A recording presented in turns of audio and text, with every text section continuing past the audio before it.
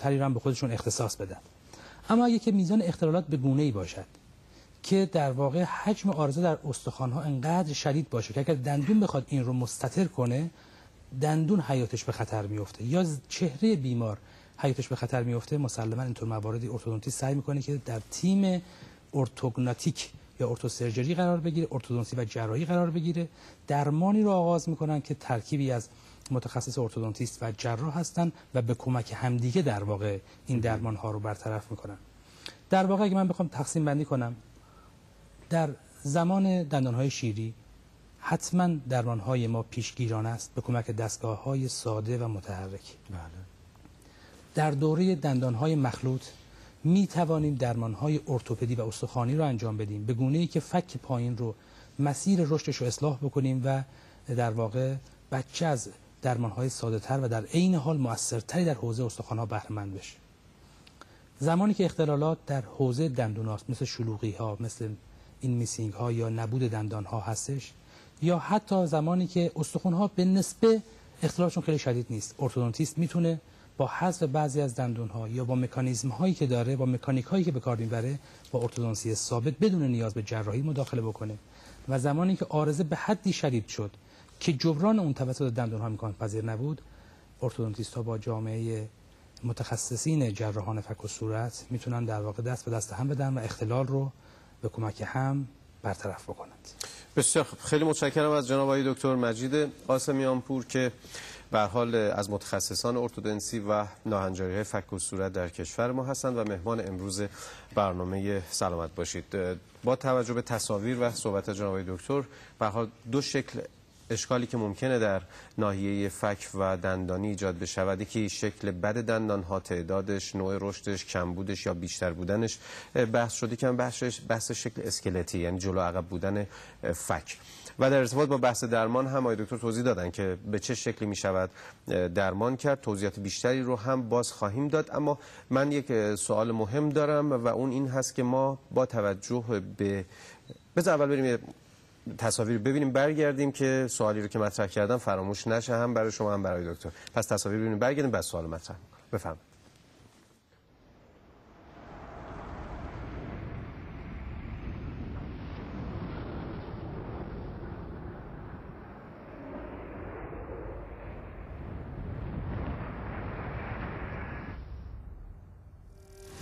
درباره این چهارمین سیمپوزیومی که در بیمارستان میلاد اجرا شد به عرضتون میرسونم که با شرکت اساتید بسیار برجسته‌ای از چندین کشور اروپایی و کانادا و آمریکا، این اساتید درباره مسائل بسیار مهمی صحبت کردند که تقریبا میشه گفت تازه های جراحی مغز اعصاب رو هم در اطفال و هم در بالغین ارائه کردن.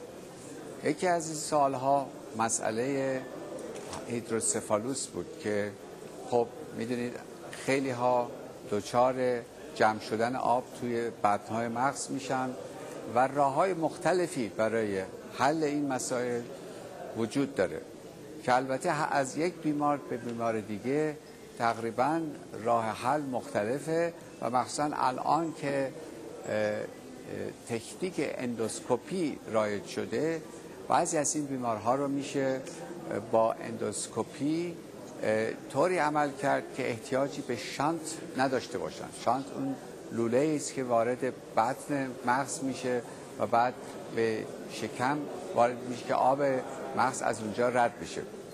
به هر حال بحث‌های جالبی در این باره بود و همکاران ما از این اساتید بزرگ استفاده زیادی کردند. مسائل دیگری هم مورد بحث بود که از قبیل تومورای که از مغز به وجود میان، گلیوم ها، که اینها هم خیلی پیچیده هستند از نظر تشخیص و از نظر نوع درمان، که الحمدلله امروزه در تومورهای مغز که حتی هم خوشخیم نیستند، مدت زندگی بیماران به خاطر این تجربیات اخیر خیلی بیشتر ادامه خواهد داشت و میشه به جای مدت کوتاه چند سال این بیماران بتونن با این روایج عملهایی که میشه و شیموتراپی و رادیوتراپی بتونن به حیات خودشون ادامه بدن.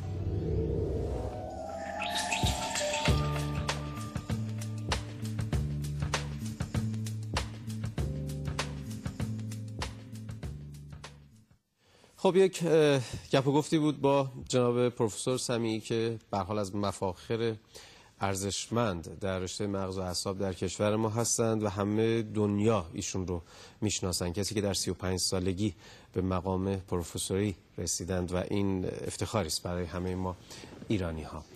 خب و به هر حال ایشون عضو جامعه جراحان مغز و اعصاب جهان هم هستند و این هم میتواند برای دنیا، بله دوستانم اشاره کردن، رئیس جامعه مغز و اعصاب جراحان مغز و اعصاب جهان. خیلی متشکرم از دوستان خوبم که به هر حال حضور پیدا کردن در همایشی که فکر می‌کنم حالا در تهران یا در اصفهان بود که یه صحبت‌هایی رو هم با آقای پروفسور داشتم. اما پی بگیریم ادامه بحث امروز ما رو در برنامه سلامت باشید، بحث ناهنجاری‌های دندانی و فکی. چند تا از پیامک‌های شما به دست من رسید. قبل از اون باز هم یه سری تصاویر و توضیحاتی های دکتر دارند خواهیم دید و توضیح خواهند داد دکتر. بعد از اون من سوالا رو مطرح جناب شما یک نکته رو اول از صحبتتون فرمودید مبنی بر اینکه بایت چیست. این تصویر اونجا به راحتی میتونه نشون بده. بیماری رو می‌بینیم که در واقع چون دندون‌ها از همدیگه فاصله هستن به هیچ وجه نمیتونه چیز رو گاز بزنه. ما اصطلاح بهش میگیم بایت باز یا اوپن بایت. من عذر دکتر، هنوز تصویر رو دوستانم نشون خب الان توضیح بفرمایید. همونطور که عرض کردم خدمت شما، در اینجا می‌بینید که توی تصاویر بالایی بیماری هستش که دندون‌ها اصلا نتونستن به هم برسند. بله. و جالب اینجاست که زبان هم تو همونجا کاملا فعاله. نشون میده که عارضه انقدر زبان اومده جلو محل استقرارش که دیگه حتی اگر بخواد نمیتونه برگشت بکنه. در واقع این عارضه همون چیزیه که ما بهش میگیم به اصطلاح بایت باز یا اوپن بایت. درست برعکس در تصویر پایین سمت راست شما میبینید که بیمار در واقع قسمت خلفی یا انتهایی زبون زده بیرون و در واقع دندونا رو پس زده. دندون از نظر عرض بزرگ بوده و بایت از قسمت جلو یا جویدن قسمت جلو کاملا بسته است، از قسمت عرض و پهنا زبان بیرون زده است که بهش میگیم که بایت خلفیش بازه یا اوپن بایت خلفی یا پوستریور داره. در واقع توی تصویر بعدی درست برعکسش رو میبینیم.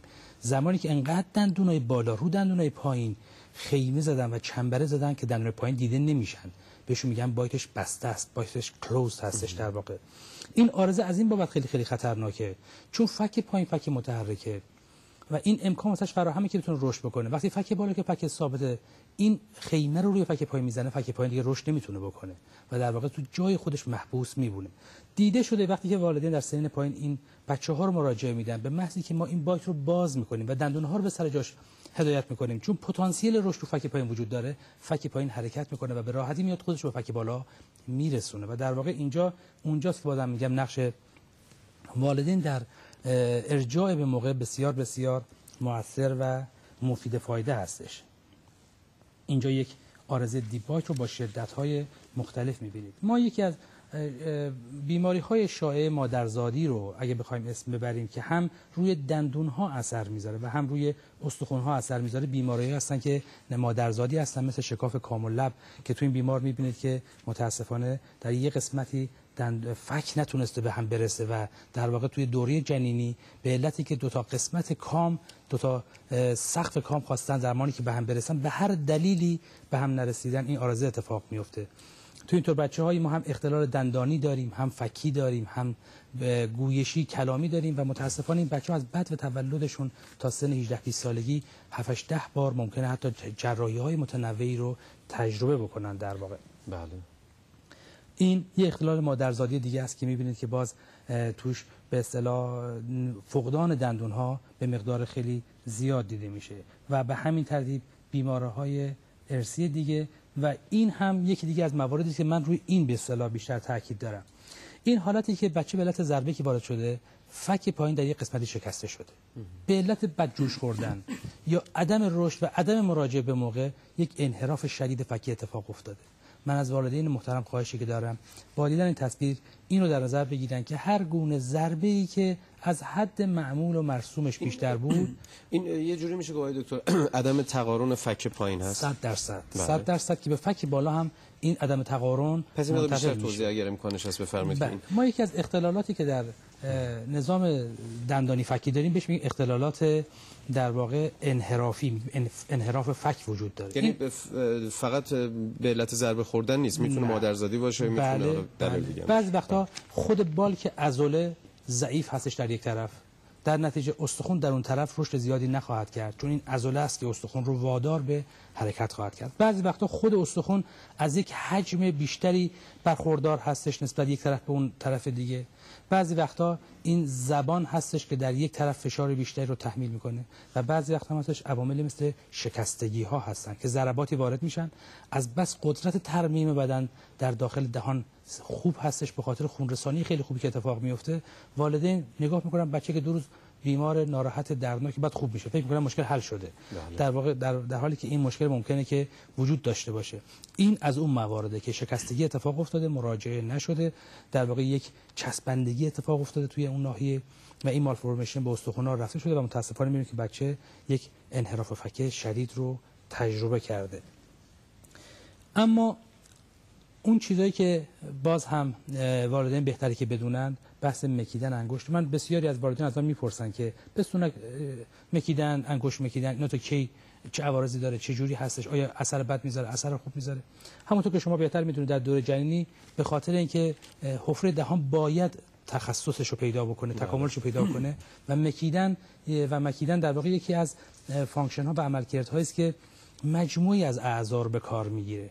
بچه در داخل رحم مادر در واقع این تجربه رو داره، اما این تجربه با مکیدن سینه مادر در واقع متکامل میشه و بعد یواش یواش با در اومدن دندون ها و انتقال از رژیم غذایی مایع به نیمه جامد و جامد دیگه به فراموشی سپرده میشه. تو این عکسی که شما دارید میبینید که بچه‌ای که عادت کرده، حالا این عادت رو گاهن شاید میگن یادگاری باشه از اون حس خوشایند و آرامشی که جنین در رحم مادر داشته، میبینید که ادامش میده. با این نحوه حرکت دندانهای فک بالا به سمت جلو کشیده میشه و یک اختلال بسیار بدی رو بچه تجربه میکنه. یکی از بیننده‌هامون پیامک زدن که